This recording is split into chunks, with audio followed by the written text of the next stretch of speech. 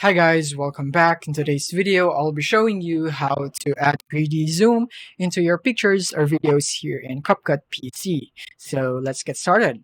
So here we are. In this example, we'll be using a picture right here and we'll be turning this into a 3D one. So this will be moving right here. So what we're going to do first is import your picture or video right here, of course, in your thumbnail, and just like this one. And after that, you want to go here into your browser and go into remove.bg, and you want to upload the image right here. And as you can see, it would automatically cut out the subject. Once you have successfully do this, then you want to click on download right here, and you want to use this image now. So we're going to go here and we're going to import it into CapCut right here, and I'm gonna do this right here. So what we're gonna do is we're gonna simply scale up right here. We're gonna use this keyframe for scale right here.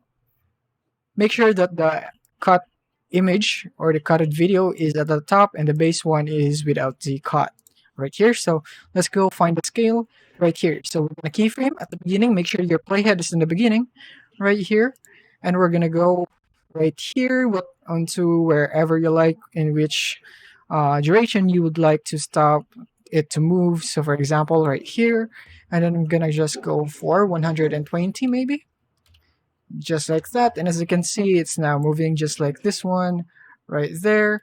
Or if you want it to be dolly kind of zoom, then you can just use it just like this one right here, and you can go for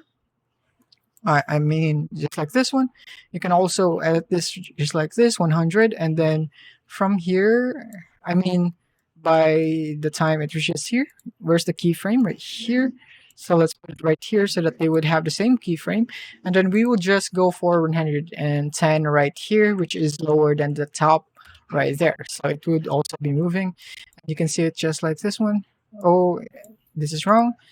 Let's go back into 100 again right here, just like that. Here in the beginning, it should be 100, and it would be moving like this. And as you can see, it is now moving.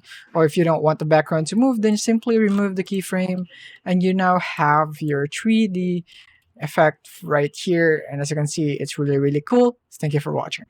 If you have found this video helpful, simply leave a like below or subscribe because it helps me reach more people. See you soon.